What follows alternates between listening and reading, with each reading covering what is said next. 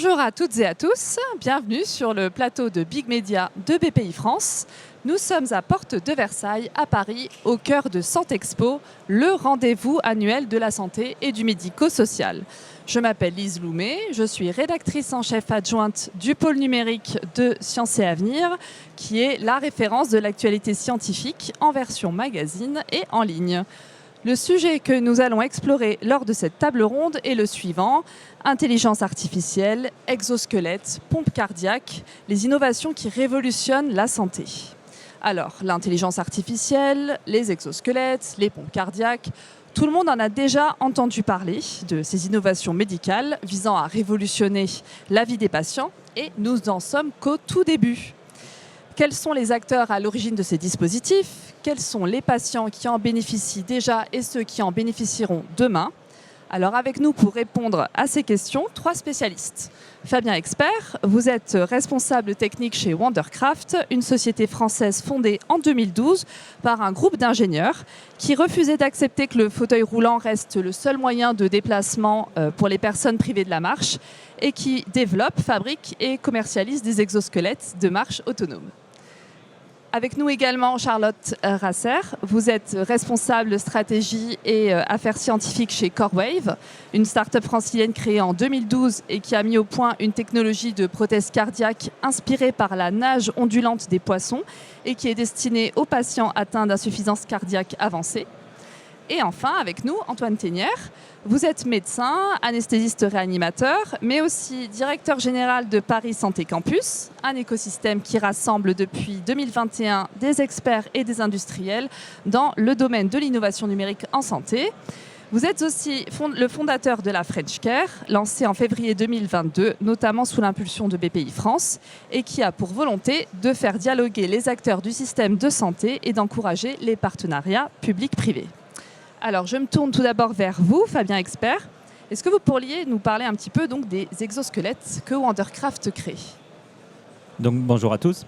Donc, Wondercraft, comme vous l'avez dit, a un seul but, est essayer de trouver une solution au problème de la mobilité pour les gens qui sont en situation de handicap et en fauteuil en particulier.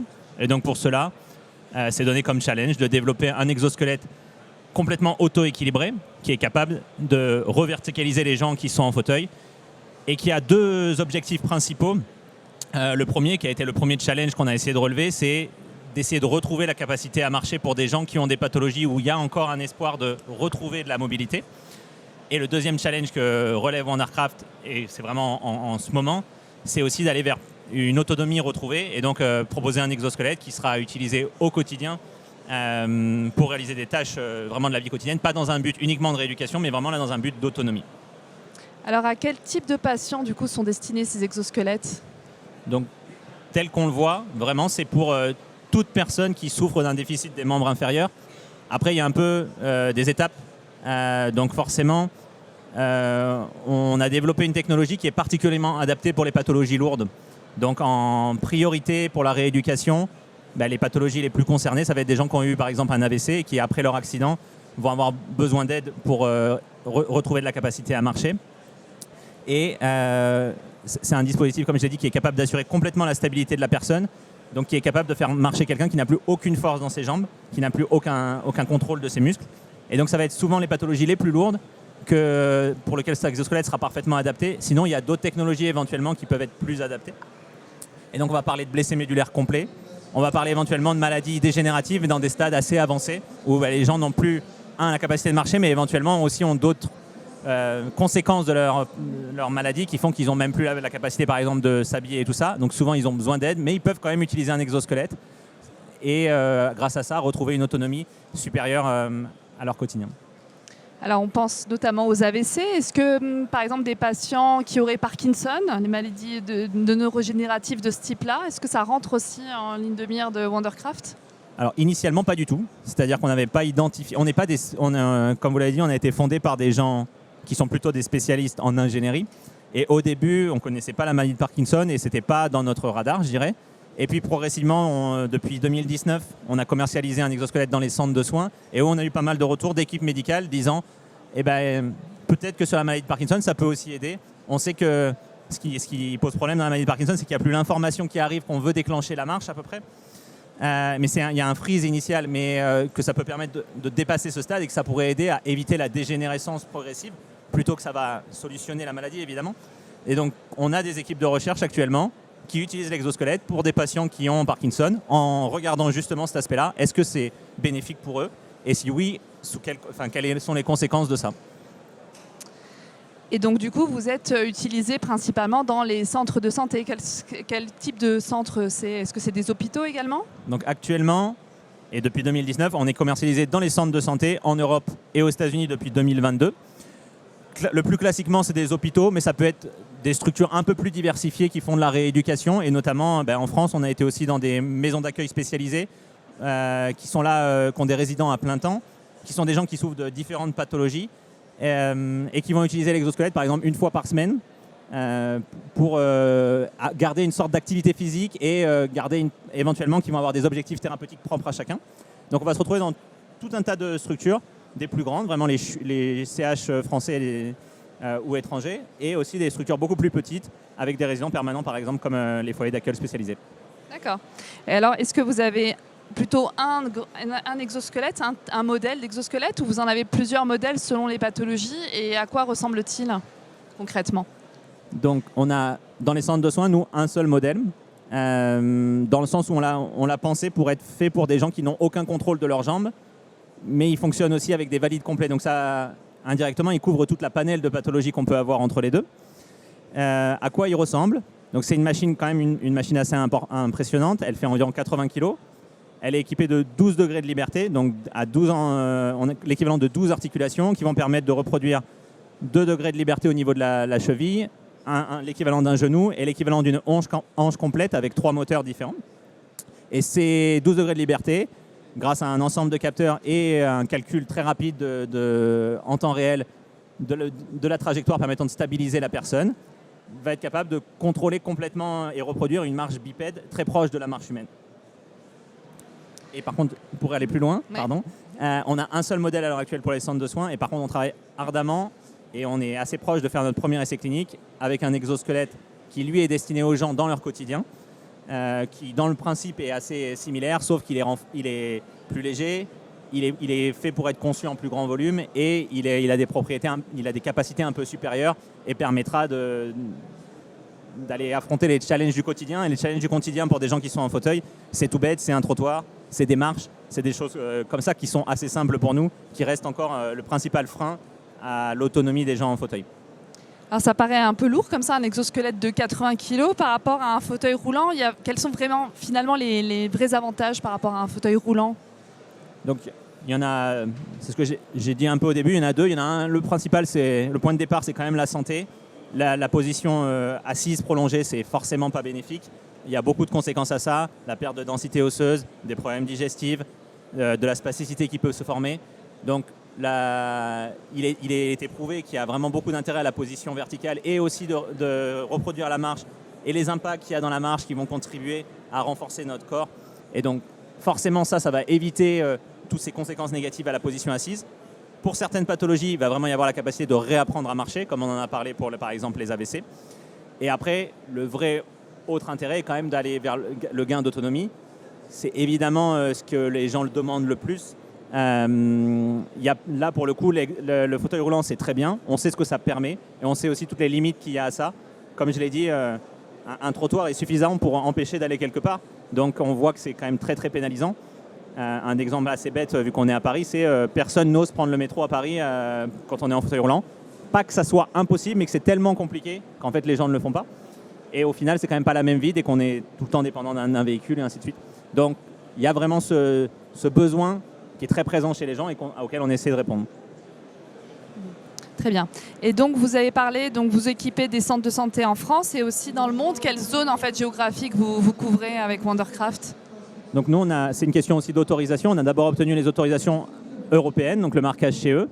Et on a des centres de soins en France, en Espagne, en Allemagne, en Belgique et en Suisse, et un au Luxembourg. Donc ça reste à proximité de la France. On n'a pas une force commerciale qui nous permet de vraiment viser tous les autres pays. Et on préfère se concentrer sur ce qu'on connaît bien, donc la France au départ, est quand même un marché particulièrement important pour nous, c'est les États-Unis. Important en nombre et important aussi par rapport à ce qui s'y passe. C'est le premier pays au monde qui vient d'acter un remboursement des exosquelettes pour les gens dans leur quotidien à travers Medicare, donc la branche publique de remboursement. Donc forcément, ça fait que c'est pour nous un enjeu important pour la suite. Justement, concernant l'aspect vraiment économique, combien coûte un exosquelette ? Donc un exosquelette de rééducation, ça coûte environ 200 000 € à l'achat à peu près. Il s'est passé quelque chose d'extraordinaire en France il y a quelques temps, beaucoup poussé par notre président, qui était de vraiment encourager le développement des exosquelettes à l'échelle nationale avec une promesse d'avoir 2 exosquelettes dans chaque département. Et pour permettre ça, il y a une prise en charge assez importante des exosquelettes sous forme d'une pas une rémunération, mais une enveloppe budgétaire annuelle que peuvent avoir les centres de soins s'ils sont des plateaux techniques spécialisés et qu'ils ont un exosquelette. Donc ça a beaucoup aidé au développement d'exosquelettes. Et c'est vrai qu'en France, l'année 2024 en particulier, il y a eu un grand développement, beaucoup permis grâce au gouvernement en particulier. Donc pour l'instant, on ne voit pas grand monde avec des exosquelettes dans notre quotidien, mais on est amené probablement dans les années futures à en voir davantage. Ma croyance profonde, c'est que oui. Je vois le bonheur que ça peut provoquer chez des gens, je vois les intérêts sur la santé que ça peut avoir chez les gens. Il y a une vraie souffrance chez les gens en fauteuil qu'il ne faut quand même pas oublier. Donc pour moi, c'est qu'une question de temps et de la qualité de la solution technologique qu'on apporte.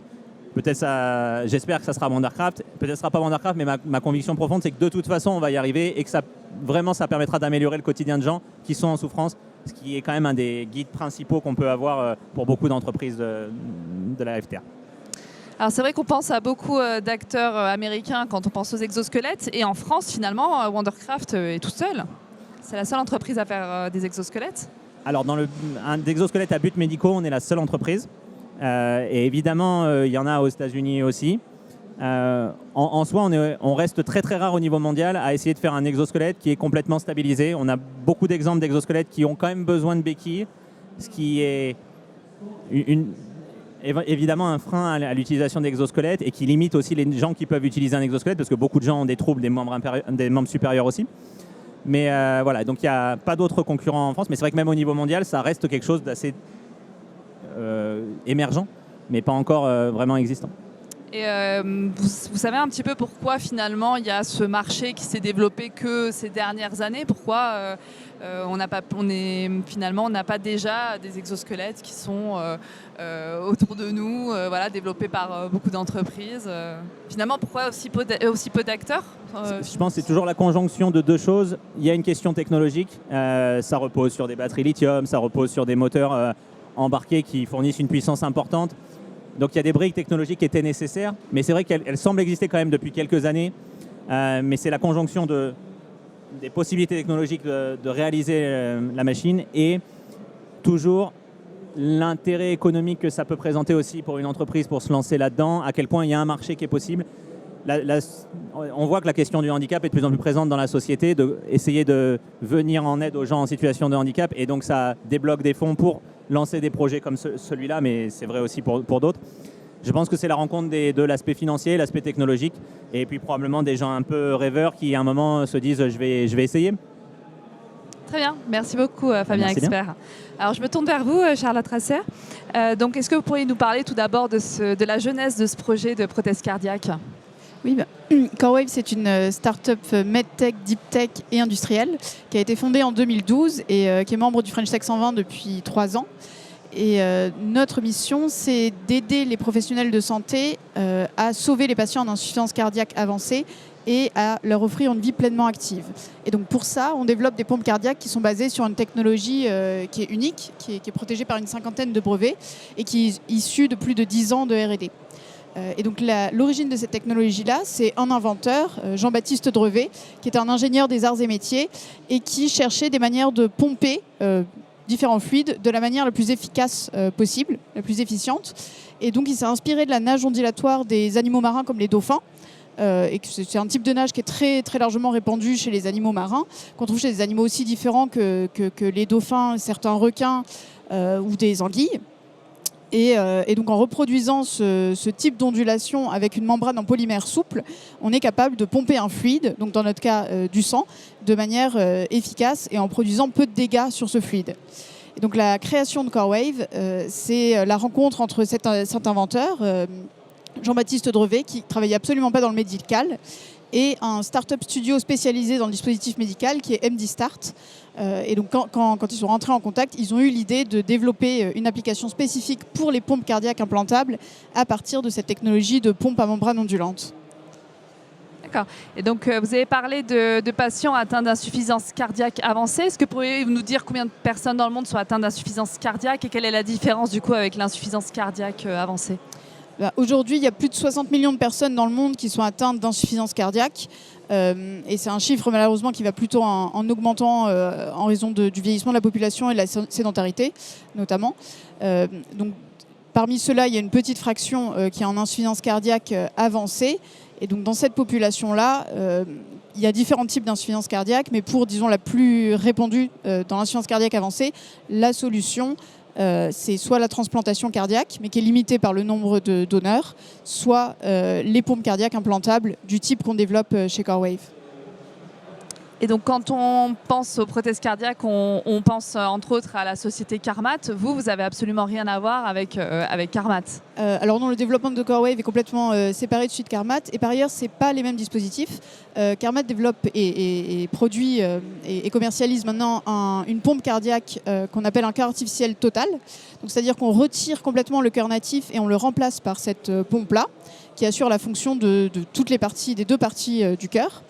Alors que dans notre cas, c'est une pompe d'assistance cardiaque. Et donc, on conserve le cœur natif, le patient conserve son cœur, mais on y adjoint une petite pompe qui va pomper en parallèle du ventricule gauche, donc de la partie gauche du cœur, pour suppléer au débit que le cœur n'est plus capable de produire lui-même.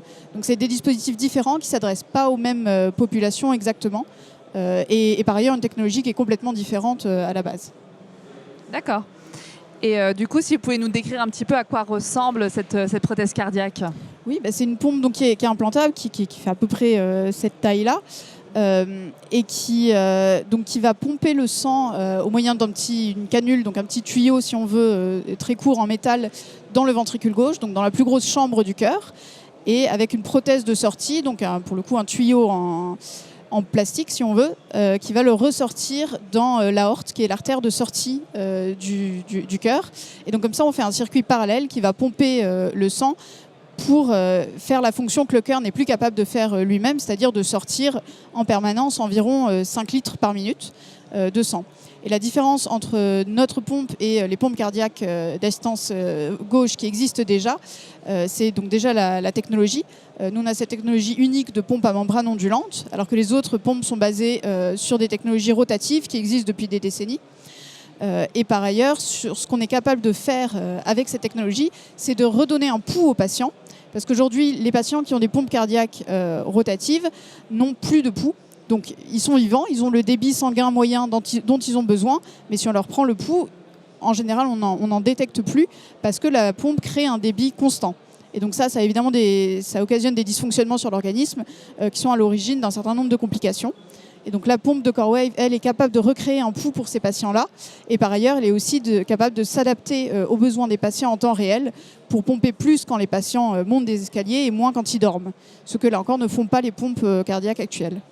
Et comment du coup elle s'adapte? Il y a un petit boîtier avec pour savoir comment ça fonctionne? Oui, donc alors il n'y a pas de capteur additionnel dans la pompe. C'est la membrane elle-même qui joue le rôle de capteur, dans le sens que on mesure en temps réel la consommation électrique de la pompe et on analyse le signal électrique de la pompe. Et comme l'ondulation de la membrane est sensible aux différences de pression qu'il y a dans la pompe, en fait, elle est sensible à l'activité du cœur. Quand le cœur se contracte, ça va changer la pression en entrée et en sortie de la pompe. Et donc la membrane va le détecter en quelque sorte. Et on est capable de dire, OK, le cœur est en train de se contracter, donc on peut se synchroniser avec lui pour recréer vraiment un pouls. Et le pouls, c'est essentiel aussi si jamais on a un problème et quelqu'un veut sentir notre pouls éventuellement. Oui. Alors effectivement, ça peut être effectivement un problème en cas d'urgence. Si on tombe sur une personne inconsciente, qu'on ne se rend pas compte qu'elle a une pompe cardiaque, et de toute façon c'est très peu connu que ça existe, et qu'on se rend compte qu'elle n'a pas de pouls, on peut en conclure un peu hâtivement qu'elle est décédée alors que ce n'est pas forcément le cas. Effectivement. Et en termes d'insuffisance cardiaque avancée, ça va être des personnes qui ont n'importe quel âge ou vous avez plutôt des patients âgés voilà, quelles sont les personnes? Donc, effectivement, l'insuffisance cardiaque avancée, typiquement, ça touche des patients plutôt de 40-50 ans et plus, mais il y a aussi certaines pathologies qui peuvent toucher des patients jeunes, des 20 ans. Et donc, la pompe est compatible avec tous ces types d'insuffisance cardiaque avancée. D'accord. Et donc, est-ce que votre pompe cardiaque, elle est disponible qu'en France ou dans d'autres pays? Voilà, quels sont les pays que vous... Donc aujourd'hui, on est au stade préclinique. Il faut voir les pompes cardiaques un peu comme... On peut dire que c'est l'Himalaya de la medtech. C'est vraiment des dispositifs qui sont, d'une part, qui ont une fonction de soutien vital, puisque évidemment, si on soutient la fonction du cœur et que tout d'un coup la pompe ne fonctionne plus, le patient est dans un danger de mort imminente. Donc il y a une fonction de soutien vital et par ailleurs il y a une grosse complexité technologique puisque c'est des dispositifs qui doivent être implantables, donc petits et d'une fiabilité absolue, qui doivent fournir une puissance importante puisqu'ils doivent pomper en permanence environ 5 litres par minute de sang. Et par ailleurs, ils doivent aussi le faire en créant un minimum de dégâts sur le sang, parce qu'autrement, ça pourrait causer des complications. Donc ça fait énormément de contraintes d'ingénierie complexes qui expliquent des temps de développement qui sont assez longs dans le domaine et qui nécessitent aussi un équipement très spécifique, des équipes vraiment spécialisées et des ressources financières évidemment très très importantes pour soutenir tout ça. Et donc CoreWave a réussi à réunir ces aspects-là. Donc sur l'équipe, on s'est entouré d'ingénieurs qui viennent de meilleures écoles françaises et internationales, de techniciens qui viennent de domaines de pointe comme l'aéronautique ou la Formule 1, et d'une équipe de direction où on a réussi à attirer en France des experts internationaux, donc qui viennent notamment des États-Unis et d'Australie, puisque c'est là qu'était l'expertise de ce domaine très particulier des pompes cardiaques. Donc on a réussi à attirer ces experts-là, autant sur la partie recherche et développement que la partie production ou affaires cliniques, chez nous en France, en arrivant à leur... parce que la technologie a vraiment un potentiel, qu'elle est vraiment différente de ce qui existe. Et donc on a réussi à se créer cette équipe-là. On est aujourd'hui plus de 80 employés, plus d'une dizaine de nationalités différentes. Et c'est vraiment ce qui est nécessaire pour mener à bien un projet d'une telle ampleur. Et du côté des équipements, on est passé à la phase industrielle l'année dernière, à l'automne dernier, en ouvrant notre usine urbaine qui est située à Clichy.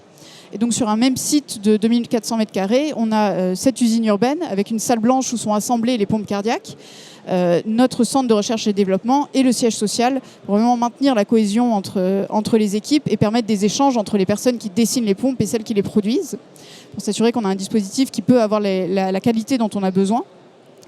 Et enfin, sur le côté des ressources financières, CoreWave a réussi à garder et créer la confiance chez des investisseurs de premier plan, donc des investisseurs publics comme BPI France en France et EIC Fund qui est le fonds d'investissement de la Commission européenne. Donc CoreWave a été le premier bénéficiaire d'un investissement direct de la Commission européenne. Et on a également des investisseurs privés spécialisés dans les sciences de la vie, comme Sophie Nova, Isios ou Novo Holdings, et des investisseurs et des family office spécialisés sur la dimension industrielle, comme Exor, qui est le family office de la famille Agnelli, qui possède en partie Stellantis et Ferrari, ou Vlerick, qui est une famille d'industriels belges. D'accord. Donc en ce qui concerne, vous avez lancé l'usine et donc ça veut dire que vous développez les premiers prototypes, vous continuez les expérimentations et dans un certain nombre d'années, je ne sais pas combien, vous espérez faire les essais chez l'humain, c'est ça? Oui, alors dans ce domaine des pompes cardiaques, la phase industrielle, elle précède nécessairement la phase clinique et la phase commerciale, puisqu'il faut qu'on soit capable de sortir des pompes avec une qualité extrêmement contrôlée et une reproductibilité parfaite avant d'aller chez l'homme. Donc oui, une fois que cette usine est mise en place, qui est le cas pour nous, il y a des tests précliniques réglementaires à valider avant de commencer les essais cliniques. D'accord. Et donc, pour parler un peu d'avenir, vous visez plutôt quel horizon, sans être précis, vous n'allez pas me donner une date précise, mais voilà, quel horizon vous visez pour, on va dire, l'accessibilité à l'humain de cette technologie? Là, c'est vraiment le focus actuel de toute l'entreprise, de passer ces dernières étapes de validation préclinique avant de rentrer en clinique. D'accord. Donc, on est vraiment dans le futur. Mais un futur proche, alors. D'accord, écoutez, très bien. Bah écoutez, très bien. Eh bien, je pense qu'on va passer à Antoine Ténière. Donc, c'est votre tour. Donc, avec vos différentes casquettes. Donc, on a parlé de Paris, rapidement, j'ai parlé de Paris Santé Campus et de la French Care. Tout d'abord, est-ce que vous pourriez nous parler un petit peu donc, de Paris Santé Campus? Qu'est-ce que c'est que cet écosystème unique? Bonjour Lise, bien sûr, avec plaisir. Paris Santé Campus, c'est l'idée d'arriver à rassembler des acteurs complémentaires qui vont pouvoir travailler ensemble sur un même sujet, et en l'occurrence le numérique pour la santé, qui est une part extrêmement importante de l'innovation dans la santé aujourd'hui. Et donc la volonté de mettre en place ce qu'on a vu dans d'autres pays émerger, par exemple dans la Silicon Valley pour la technologie ou à Boston pour la biotech, de façon beaucoup plus concentrée et active dans un seul site. Alors en pratique, ça veut dire qu'on va rassembler des chercheurs et des instituts de recherche. Il y en a 5 à Paris Santé Campus qui travaillent sur l'imagerie, qui travaillent sur l'intelligence artificielle, qui travaillent sur les jumeaux numériques, qui travaillent sur les enjeux sociologiques des données de santé. Et puis des startups, des entrepreneurs. Donc il y en a aujourd'hui 80 qui sont présentes dans l'écosystème et qui vont développer, comme ça a été décrit précédemment, leurs innovations au sein de cet écosystème. Si on travaille sur le numérique, on a besoin de travailler sur la donnée, et donc on a besoin des acteurs qui vont piloter, récolter, utiliser la donnée de santé en France, je vais y revenir, mais on a aussi besoin de compétences. Et donc c'est la raison pour laquelle au sein de Paris Santé Campus, il y a également des étudiants qui viennent au quotidien apprendre leur métier au contact des chercheurs, des entrepreneurs, des grandes institutions de la santé, pour devenir vraiment les futures compétences de demain nécessaires pour le numérique en santé. Et Paris Santé Campus a été possible grâce au rassemblement de 5 membres fondateurs qui sont INSERM et INRIA, les réseaux nationaux de recherche pour le numérique et pour la santé, l'université PSL, notamment l'école normale supérieure, l'université Paris-Dauphine et beaucoup d'autres écoles prestigieuses, et 2 agences du ministère de la Santé, le Health Data Hub, qui est un des acteurs majeurs de la donnée de santé en France, et l'agence du numérique en santé. Et donc c'est à peu près 1500 personnes qui au quotidien se rencontrent dans Paris Santé Campus pour pouvoir imaginer ensemble la façon dont ils vont développer des projets. Et à travers les témoignages que vous avez recueillis avec Fabien et Charlotte, on a bien vu qu'à l'initiation d'un certain nombre de projets, c'est avant tout des idées qui s'échangent, des rencontres qui se font et des compétences qui vont se mettre en complémentarité. Donc c'est vraiment l'ADN, si je puis dire, de Paris Santé Campus, la volonté de faciliter des échanges, faciliter des synergies, faciliter des rencontres pour justement à la fois accélérer les projets existants et puis surtout faire naître de nouveaux projets plus rapidement. Et donc, vous les réunissez dans un lieu unique, un petit peu comme la station F ou pas du tout? Aujourd'hui, on est installé dans 20 000 m² qui sont juste à côté de la porte de Versailles qui accueillent donc tous ces acteurs-là, chercheurs, étudiants, entrepreneurs, grands groupes également, institutions de la santé et sans oublier évidemment les patients et leurs représentants. Et demain, on sera installé dans un lieu encore plus emblématique qui est l'hôpital du Val-de-Grâce que nous sommes en train de rénover et qui accueillera tout ce monde sur 70 000 m². Donc dans quelques années, à échelle de 2029, l'idée c'est vraiment d'avoir cette croissance de l'écosystème et d'accompagner justement la façon dont le numérique va prendre une place de plus en plus importante dans la santé. On le voyait déjà avec tous les outils basés sur la donnée, l'émergence des plateformes. C'est une part importante également dans la biotech ou dans la medtech et ça va devenir quelque chose qui est absolument incontournable et surtout qui va s'accélérer encore plus avec l'émergence de l'intelligence artificielle dont le grand public a vu la partie IA générative, mais qui était évidemment déjà largement débutée depuis quelques années, que ce soit sur l'analyse d'images ou sur l'analyse de larges bases de données qui permettent aujourd'hui d'entrevoir des espoirs particulièrement importants pour la santé. Et vous êtes également fondateur de la French Care. Est-ce que vous voulez nous en dire un mot ? Bien sûr, alors la French Care, c'est aussi une histoire de rencontre. C'est la rencontre entre des acteurs de la santé qui avaient envie d'assurer une plus forte cohésion dans tous les métiers qui existent dans la santé. Et puis BPI France, et notamment Nicolas Dufourcq, à qui je voudrais rendre hommage aujourd'hui, qui a été visionnaire aussi, avec cette logique d'animer des communautés d'innovation, des communautés d'entrepreneurs pour essayer de les mettre en avant, de leur donner les meilleurs outils pour progresser, et puis toutes les bonnes clés pour développer des innovations. Et on l'a vu, ils l'ont dit assez rapidement tout à l'heure, que ce soit pour Wondercraft ou pour CoreWave, le chemin quand on développe une innovation, il est long, il est compliqué, et beaucoup plus que que dans d'autres domaines, particulièrement dans la santé. À la fois parce qu'il y a de la technologie qui est complexe, à la fois parce qu'il y a du risque évidemment dans le développement, à la fois parce qu'il y a des régulations qui sont parfois un peu compliquées, et puis que derrière il y a de l'évaluation médicale qui est extrêmement stringente parce que évidemment quand on va implanter des dispositifs ou accompagner des patients, on veut que ce soit absolument sécurisé et que ça rende avant tout un service tout à fait dans la logique primum non nocere d'Hippocrate. Donc c'est vraiment cette rencontre entre BPI France et puis des acteurs de la santé, de se dire finalement nous avons des enjeux communs, qu'on soit dans le domaine du soin, qu'on soit dans une start-up qui va inventer des pompes cardiaques, qu'on soit industriel dans le domaine du médicament ou qu'on soit patient ou institution en formation pour la santé.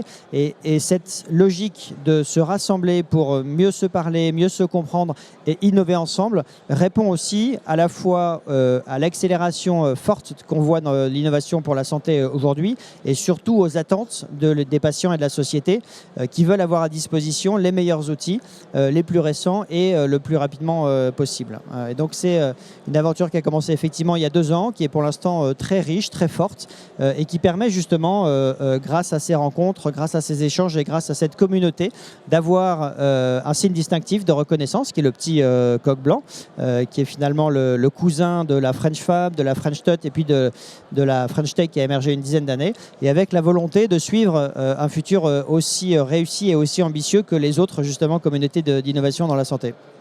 Donc votre but, c'est de réunir des acteurs français, européens, internationaux, de tout pays ? Alors aujourd'hui, on travaille déjà à l'échelle de la France. Il y a déjà beaucoup d'actions qui sont menées, à la fois évidemment à l'échelle nationale, mais surtout à l'échelle territoriale. C'est-à-dire que la granularité des acteurs de la santé dans chacun des territoires fait la richesse finalement qu'on peut porter pour l'innovation. Et c'est à ce niveau qu'on essaye de travailler pour faire en sorte que localement, un EHPAD, un centre de soins, des centres de recherche, des acteurs industriels, des startups, des incubateurs, des communautés d'innovation puisse se créer. C'est vraiment avec cette logique de dissémination territoriale et de cohésion qu'on essaie de faire grandir ce mouvement. Là aussi, avec des exemples tout à fait intéressants, notamment à travers ce qui s'est mis en place par la French Tech. Et puis dans la santé, de façon peut-être plus spécifique, d'autres exemples qui montrent que c'est possible avec ce qui s'est passé pendant la crise Covid. C'est-à-dire que face à une urgence épidémique, tous les acteurs de la santé sur l'ensemble du territoire se sont alignés sur un objectif qui était de combattre la crise, chacun avec des apports spécifiques, qu'on soit étudiants, start-up, chercheurs, soignants, grands groupes, régulateurs du système de santé, patients. Et on a vu à quel point ça a permis de trouver des solutions rapidement et d'organiser des solutions locales. Et donc on est convaincu avec Nicolas que au-delà de l'urgence épidémique, on peut poursuivre cette idée avec cette communauté et de se dire on a un certain nombre d'enjeux pour nos patients. On les connaît, c'est plus l'épidémie, mais c'est le cancer, c'est la santé mentale, c'est l'accès aux soins, c'est le développement et l'explication de l'intelligence artificielle. Autant d'enjeux justement que la communauté de la santé doit pouvoir réfléchir à la fois sur des aspects peut-être plus thématiques de la santé. On a parlé de santé mentale ou de cancer, de maladies de la femme, de maladies infectieuses, à la fois sur des enjeux transversaux, l'intelligence artificielle, l'accès aux soins, le développement du numérique, etc. Et puis aussi sur des transitions du système de santé, et notamment on travaille beaucoup autour de la prévention et la façon dont on va équilibrer aujourd'hui un système de santé qui est essentiellement centré et expert sur le soin, et donc ça a beaucoup d'avantages, mais qui doit travailler plus en amont pour essayer de mieux prévenir, mieux accompagner non pas les patients, mais chaque citoyen à préserver son capital santé et justement à limiter la pression qu'on va mettre sur le système de soins. Donc l'existence de Paris Santé Campus et de la French Care deviennent assez évidentes après la crise Covid pour vous et pour des acteurs publics et privés. Vous l'avez ressenti ça ? Alors elle était évidente avant, simplement la crise Covid a matérialisé l'impact et le bénéfice que chacun peut avoir à collaborer et à casser les silos. On le voit dans d'autres domaines en dehors de la santé l'avait peut-être un petit peu oublié. La crise Covid nous a réalignés là-dessus et l'objectif justement c'est de garder cette idée-là pour se dire que ce soit à travers des lieux, que ce soit à travers des communautés, à travers des réalisations, il y a énormément de richesses à se mettre ensemble et beaucoup de complémentarité derrière derrière pour un enjeu qui est se mettre au service du patient et de la population et apporter des réponses appropriées, que ce soit à des sujets très experts et très complexes, comme on l'a vu aujourd'hui sur le handicap ou sur l'insuffisance cardiaque avancée, que ce soit sur des enjeux complètement populationnels avec la prévention. Et c'est ça qu'attendent finalement les citoyens français de leurs acteurs de la santé. Il y avait cette idée d'ailleurs qu'en France, on était en retard par rapport à d'autres pays sur ces questions-là, ces questions de collaboration, de mettre ensemble les différents acteurs. C'est aussi quelque chose que vous partagez, une idée que vous partagez? Alors non, c'est une fausse idée en fait, et il faut lui tordre le cou. Et pourtant, en fait, elle auto-censure beaucoup de monde en se disant en France, on est en retard, on n'a pas ce qu'il faut, on ne sait pas faire, etc. C'est faux en fait. En se disant ça, on s'empêche d'agir. Et donc, un des axes forts de la French Care, c'est de se dire qu'on a beaucoup de force, on a de l'expertise, on a de l'ambition. On a un héritage médical qui est extrêmement important. On a aussi des financements, on a des politiques publiques. Et donc, quand on aligne tout ça, on se rend compte, quand on va voir d'autres pays, qu'on a beaucoup plus que certains. Simplement s'empêcher d'agir, c'est la bonne façon de se dire que finalement, on ne va pas y arriver. Et donc, nous, on est vraiment dans la logique inverse de se dire que quand on a des jeunes entrepreneurs qui ont envie de changer le monde, quand on a des soignants qui ont envie de trouver des solutions, quand on a des patients qui attendent et des pouvoirs publics qui ont envie de dire on va simplifier le système, ce qui n'est pas toujours facile, eh bien, il faut parfois un élément qui aligne tout le monde et qui permet de se dire que finalement la France, elle a son rôle à jouer, elle a une place forte dans ce domaine. Et comme on a vu en immunologie, par exemple, Louis Pasteur inventer les vaccins, comme on a vu François Monod découvrir l'ADN, eh bien, la France souhaite se positionner sur le numérique et être un des grands acteurs pour le numérique et pour l'intelligence artificielle, et pour qu'on puisse dire que certaines des grandes découvertes, certaines des grandes innovations technologiques ont été possibles grâce à la France. La réalité, en fait, c'est que ça existe. La difficulté, c'est que certaines des entreprises, pour différentes raisons, innovent en France et se développent à l'étranger. Et donc un des enjeux pour nous, et c'est une des actions de la communauté de la French Care et de Paris Santé Campus, c'est d'arriver à trouver le terrain d'expansion facilité pour la France, et avec une dimension qui dépasse la France, qui est l'échelle européenne, qui est une taille de marché qui est suffisamment intéressante pour concurrencer justement les États-Unis ou certains grands pays asiatiques. Alors, parmi les exemples de collaboration fructueuse que vous avez pu observer, il y en a eu concernant l'intelligence artificielle. Est-ce que vous pouvez nous parler d'une collaboration en particulier ?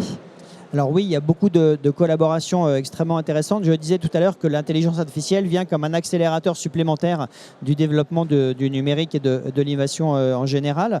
On a, nous, une trentaine d'entreprises sur Paris Santé Campus qui développent des outils d'intelligence artificielle. On a parlé tout à l'heure d'imagerie. Il y a une start-up qui s'appelle Millevue, par exemple, qui développe des outils d'analyse automatisée des radiologies. Et donc la collaboration entre des ingénieurs, des personnes qui vont développer des algorithmes et puis des cliniciens qui vont utiliser ensuite ces éléments-là, elle est absolument essentielle. On pourrait prendre beaucoup d'autres exemples dans l'imagerie. On a des exemples sur les parcours patients et les parcours de soins. Donc la possibilité d'avoir des parcours qui sont standardisée et améliorée grâce à l'intelligence artificielle est extrêmement intéressante. Et puis, je parlais tout à l'heure de l'IA générative. Ça vient combler également des difficultés parfois qu'on a pour coordonner des acteurs de la santé et de l'information. Donc on a quelques startups françaises excellentes dans le domaine. Je vous prendrai l'exemple de Nabla en France, qui a monté un outil qui s'appelle Copilot.